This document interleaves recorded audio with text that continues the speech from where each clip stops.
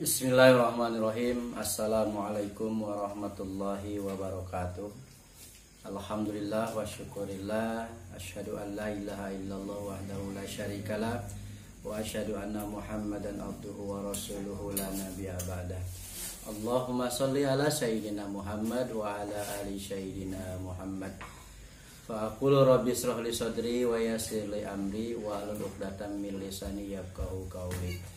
Rabbana fta bainana wa baina qaumina bil haq wa anta khairul fatihin walhamdulillahi rabbil alamin.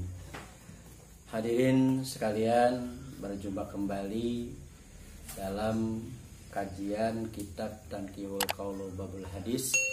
Alhamdulillah, minggu yang lalu kita sudah menjelaskan 3 hadis tentang keutamaan orang yang berilmu dan orang yang mencari ilmu. Sekarang kita lanjutkan hadis yang keempat, masih berkenaan dengan pembahasan keutamaan orang yang mencari ilmu dan orang yang berilmu. Hadis yang keempat, wa qala sallallahu alaihi wasallam man in taqala liyata'allama ilman ghufirallahu qabla ayyakhdua. Hadis yang keempat menyatakan bahwa kata Rasulullah sallallahu alaihi wasallam, man in taqala, siapa saja yang melangkahkan, memindahkan, baik itu kaki atau duduk atau niatnya, tujuan liyata'allama ilman, untuk mencari ilmu, ghufirallahu qabla ayyakhdua, maka Allah mengampuni kepada orang itu qabla ayyakhdua, sebelum dia melangkahkan.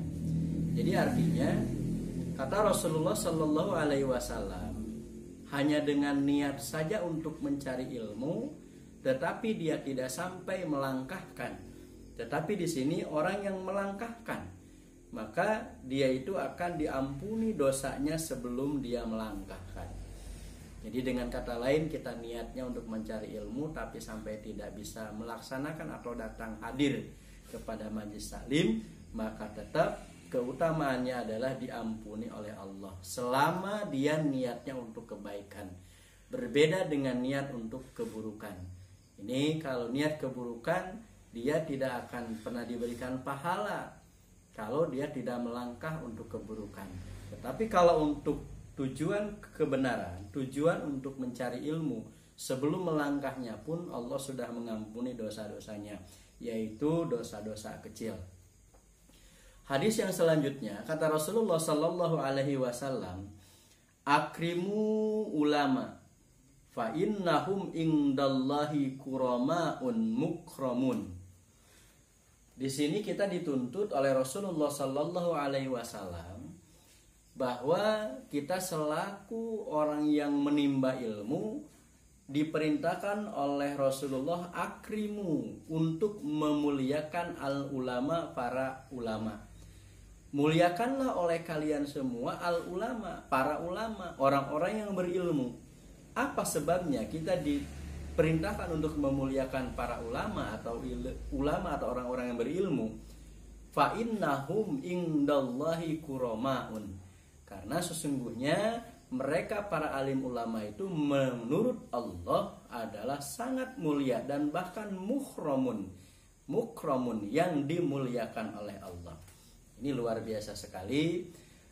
Beruntunglah orang-orang yang mengajarkan kepada kita ilmu-ilmunya, baik ilmu agama, ilmu umum, yang tujuannya adalah untuk tujuan membangun keilmuan, maka ini akan dimuliakan oleh Allah semulia-mulianya. Menginjak kepada hadis yang nomor 6, wa qala sallallahu alaihi wasallam, Rasulullah sallallahu alaihi wasallam bersabda, man nadhara ila wajhil alim, siapa saja yang melihat kepada wajahnya ulama. Di sini adalah wajah dengan melihat kasih sayang. Nadrotan pafariha biha, dengan penglihatannya itu dia merasa senang kepada ulama itu. Khalaqallahu ta'ala min tilka nadroh, Maka Allah menciptakan dari pandangan-pandangan terhadap ulama itu malakan satu malaikat. Jadi dengan kita memandang ulama, orang yang berilmu, memandang guru kita dengan penuh kasih sayang karena keilmuannya, maka Allah ciptakan satu malaikat dari pandangan itu, yang mana malaikat itu diperintahkan oleh Allah yastaghfiru lahu, supaya memohonkan ampun kepada Allah bagi orang yang memandang wajah ulama, wajah yang berilmu dengan tujuannya mendapatkan keberkahan dari keilmuannya. Yastaghfiru lahu, untuk mengampuni. Malaikat itu minta diampunkan untuk orang itu kepada Allah ila yaumil qiyamah, sampai kepada hari kiamat. Ini sungguh fadilah yang begitu luar biasa. Karena memandang kepada ulama ini, satu pandangan pun diciptakan satu malaikat, yang tugas malaikat itu memintakan ampun kepada kita atau kepada orang yang memandang kepada ulama dengan kasih sayang atas dasar keilmuannya yang membuat keberkahan buat kita semua. Selanjutnya hadis nomor ke-8. Wa qala Nabi sallallahu alaihi wasallam, barang siapa, kata Rasulullah, akrama aliman, barang siapa yang memuliakan ulama, man akrama aliman, barang siapa yang memuliakan ulama, faqad akramani, maka dia sama saja sudah memuliakanku, kata Rasulullah. Waman akramani, dan barang siapa yang memuliakanku, faqad akramallah, maka dia sudah memuliakan Allah. Ini waman akramallah, dan barang siapa yang sudah memuliakan Allah, fa'ma'wahul jannah, maka tempatnya di surganya Allah. Subhanallah, ini sangat membangun dan sangat menjadikan kita untuk motivasi untuk mencintai para alim ulama, mencintai para guru-guru kita yang mengajarkan ilmunya kepada kita dengan penuh kasih sayang dan dengan penuh pandangan yang membuat kita berkah dalam berilmu. Karena kata Rasulullah, memuliakan guru, memuliakan ulama, memuliakan orang yang berilmu, itu sama saja faqad akramani, sudah memuliakanku, kata Rasulullah. Dan barang siapa yang sudah memuliakanku, waman akramani faqad akramallah, dia sudah memuliakan Allah. Dan barang siapa yang sudah memuliakan Allah, maka pama'wahu bil jannah, dia akan ditempatkan oleh Allah di surga. Ini motivasi bagi kita semua, sungguh luar biasa. Jangan menganggap enteng para guru kita, jangan menganggap enteng para ulama, dan jangan menganggap enteng keilmuan guru-guru kita.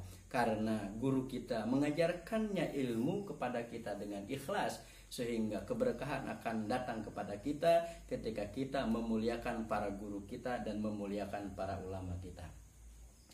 Hadirin rahimakumullah, hadis selanjutnya kata Rasulullah sallallahu alaihi wasallam, qala Nabi sallallahu alaihi wasallam, naumul alim afdalu min ibadatil jahil.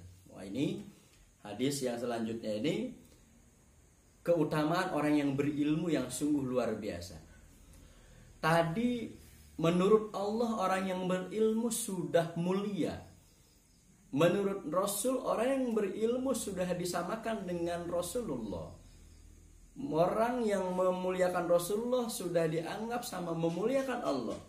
Tapi di sini kata Rasulullah sallallahu alaihi wasallam, naumul alim, tidurnya seorang yang berilmu, tidurnya orang yang berilmu afdalu min ibadatil jahil.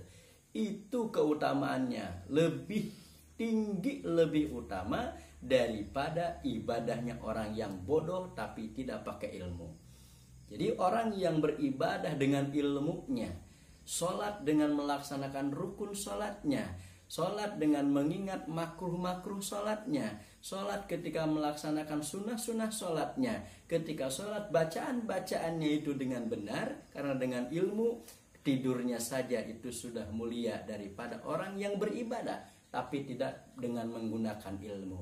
Sholat tidak tahu rukunnya, sholat tidak tahu sah sholatnya, sholat tidak tahu makruhnya, bagaimana bacaan-bacaannya. Itu lebih utama orang yang berilmu, yang ibadah dengan ilmu dalam keadaan tidur. Ini luar biasa sekali.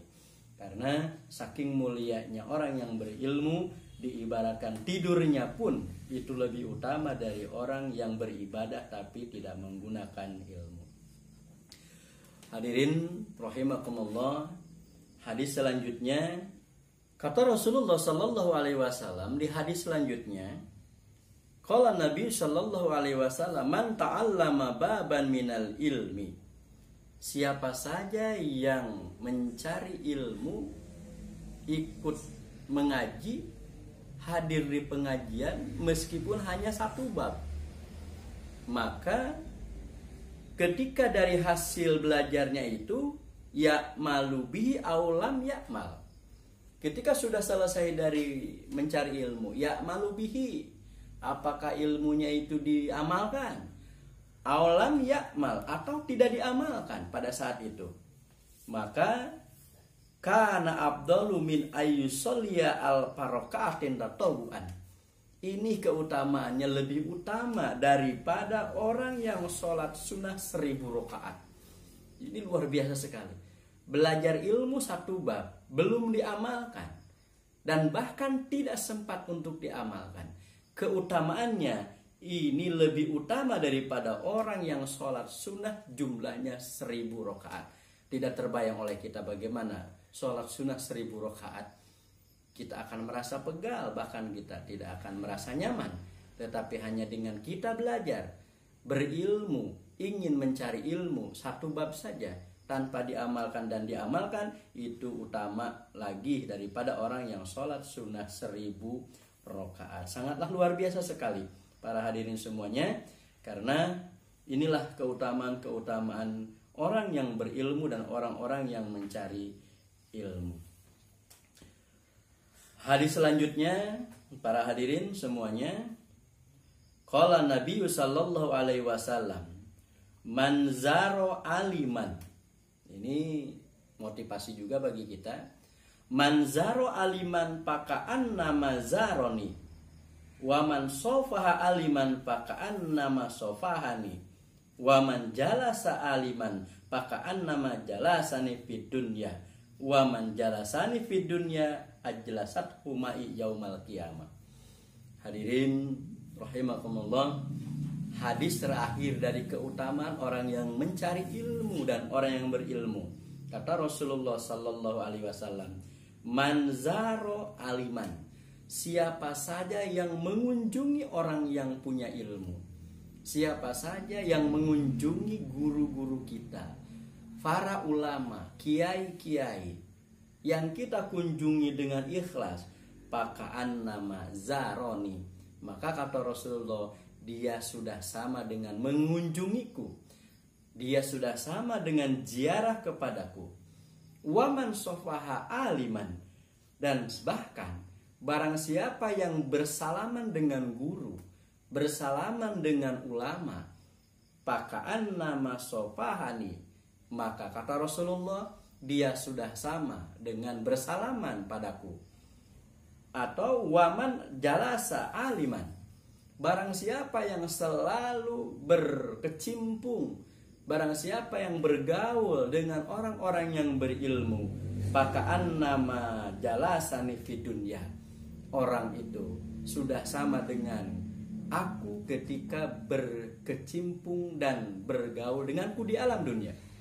Kata Rasulullah, orang yang berkecimpung dengan para alim ulama, orang yang berkecimpung, berbaur dengan orang-orang yang mempunyai ilmu, kata Rasulullah, itu sudah sama dengan berkerumun atau bergaul dengan Rasulullah di dunia. Waman jalasani fid dunya, kata Rasulullah, barang siapa yang sudah duduk denganku di dunia, barang siapa yang sudah bergaul denganku di dunia, ajlasat humai yaumal qiyamah. Ini adalah balasan bagi orang yang berilmu dengan orang yang mencari ilmu. Kata Rasulullah, ajlasat huma'i yaumal qiyamah, maka dia akan duduk bersamaku nanti di hari kiamat. Yang pasti akan bersama Rasulullah di surganya Rasulullah, yang masuk surga firdausnya, dan kita akan mendapatkan syafaatul udma di yaumul qiyamah nanti dengan jalan kita memuliakan ulama, mencintai ulama dengan keilmuannya, menghargai para guru dan ulama dengan keilmuannya. Ini adalah bagi kita suatu impian bisa bersama Rasulullah sallallahu alaihi wasallam di yaumul qiyamah, dan yang pasti kita akan mendapatkan syafaatul udma dari Rasulullah di yaumul qiyamah. Amin ya rabbal alamin.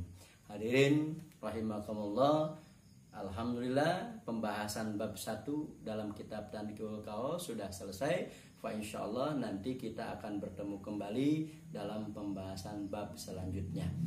Mudah-mudahan ada manfaatnya, khususnya bagi saya pribadi, umumnya para hadirin semuanya. Ketika saya menjelaskan dengan jelas dan benar, itu hakikatnya adalah taufik wal hidayah minallah. Tetapi ketika ketidaksesuaian dalam penjelasan bab ini, maka itu sudah jelas adalah dari kebodohan saya pribadi. Hadanallahu wa iyyakum ajmain. Billahi taufiq wal hidayah wal afu minkum. Wassalamualaikum warahmatullahi wabarakatuh.